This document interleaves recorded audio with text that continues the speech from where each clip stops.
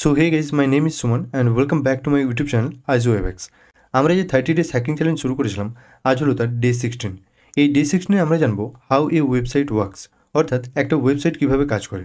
Example হিসেবে আমরা যদি এখানে ব্রাউজার ওপেন করি যদি এখানে সার্চ করি GWGLE google.com, এই যে ইউআরএলটা টাইপ করলাম, টাইপ করে বা এখানে যে ডোমেন নেমটা টাইপ করলাম, টাইপ করার পর যে এন্টার করলাম, এন্টার করার পর কী হবে না, আমাদের ওয়েবসাইটটা এখানে ওপেন হলো।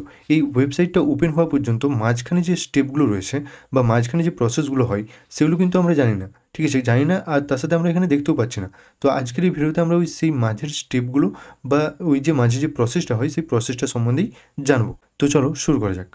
তো আমি হয়তো ভিডিওটা বেশি এডিট করে দেখাতে পারবো না, তো তোমরা জাস্ট ব্যাপারটা শুনলেই তোমাদের কাছে কনসেপ্টটা ক্লিয়ার হয়ে যাবে। তো প্রথমে আমাদেরকে একটা ওয়েবসাইট ইউআরএল সম্বন্ধে জানতে হবে। তো একটা ওয়েবসাইটের ইউআরএল কীভাবে কাজ করে, সাপোজ আমাদের কাছে এখানে এক্সাম্পল হিসেবে একটা ওয়েবসাইটের ইউআরএল রয়েছে https://www.google.com/gmail। তো এখানে এই যে https:// রয়েছে, এটা হলো প্রোটোকল, অর্থাৎ হাউ ডেটা ইজ সেন্ট, মানে কীভাবে ডেটা সেন্ট হচ্ছে, কোন প্রোটোকল ইউজ করছে। https stand for hypertext transfer protocol secure. তো এখানে যে https:// রয়েছে এটা হচ্ছে প্রোটোকল। এরপর যে www.google.com রয়েছে এটা হচ্ছে domain name, the address of the website.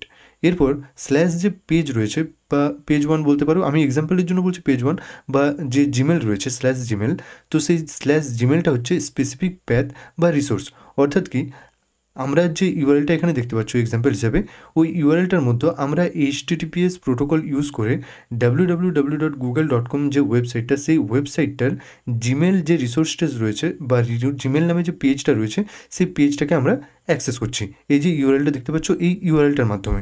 এরপর স্টেপ নাম্বার 2তে আমরা জানবো ডিএনএস বা ডোমেন নেম সিস্টেম সম্বন্ধে। এবারে আমরা সাপোজ আমরা ব্রাউজারে google.com টাইপ করে এন্টার করলাম, ঠিক আছে, তো আমাদের ব্রাউজার কিন্তু জানে না হোয়ার google.com ইজ লোকেটেড।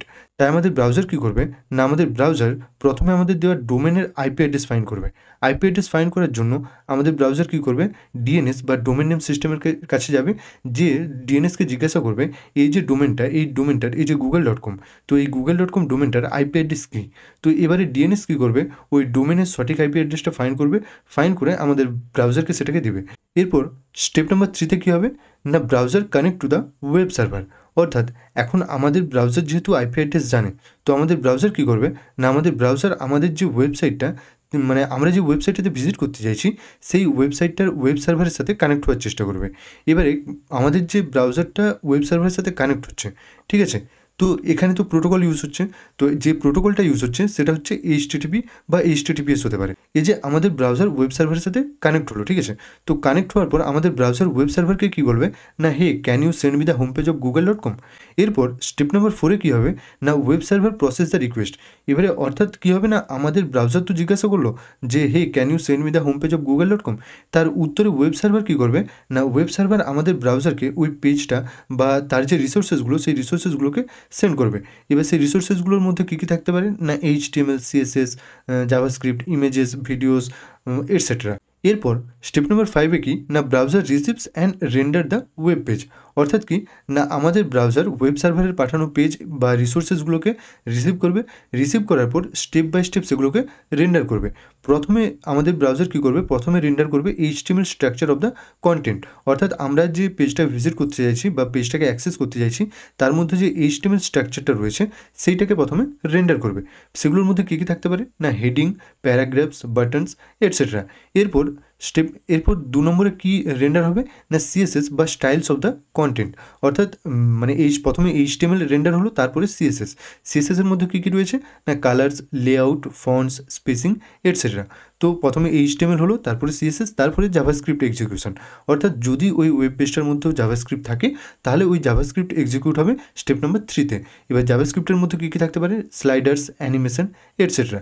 এরপর স্টেপ নাম্বার 4-এ কী হবে বা স্টেপ নাম্বার 4 বলতে কি মানে যে আমাদের যে রেন্ডার হচ্ছে, ঠিক আছে, রেন্ডার হওয়ার মধ্যেও স্টেপ নাম্বার 4-এ কী হবে না, HTML আর CSS দুটো একসাথে কম্বাইন হওয়ার পর একটা ফাইনাল লেআউট ক্রিয়েট করবে। তো ফাইনাল লেআউট ক্রিয়েট করার পর স্টেপ নাম্বার 5-এ হবে পেন্টিং, অর্থাৎ এরপর স্ক্রিনের যে পিক্সেলগুলো সেই পিক্সেলগুলো রেন্ডার হবে যাতে আমরা ওয়েব পেজটা দেখতে পাবো এবং সেটার সাথে ইন্টারেক্ট করতে পারবো। এটা হলো স্টেপ নাম্বার 5। এবার স্টেপ নাম্বার 6-এ কি না অ্যাডিশনাল রিসোর্সেস লোড। এবার এটা অপশনাল কেন না অ্যাডিশনাল রিসোর্সেস বলতে কি এবারে একটা ওয়েবসাইট নর্মাল ওয়েবসাইটও হতে পারে, ঠিক আছে, আবার ওই ওয়েবসাইটটা এখন বর্তমানে যে অ্যাডভান্স ওয়েবসাইটগুলো রয়েছে সেগুলোরও হতে পারে, ঠিক আছে। তো যদি নর্মাল হয় তাহলে তো তার মধ্যে কোনো images, videos, fonts, external scripts বা অ্যাডস সেগুলো থাকবে না।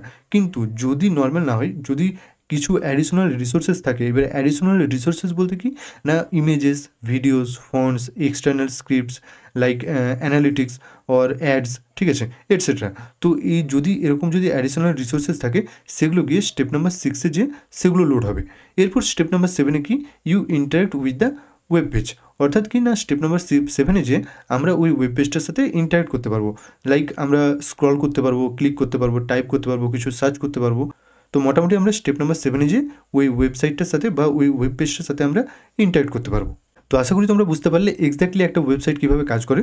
তো এই ভিডিওটা যদি হেল্পফুল মনে হয় অবশ্যই একটা লাইক করে দেবে, চ্যানেলে নতুন হলে চ্যানেলটা সাবস্ক্রাইব করে দেবে, আর তোমাদের যদি কোনো কোয়েশ্চেন থেকে থাকে অবশ্যই কমেন্ট করে জানাবে। Thanks for watching and I will see you in my next video.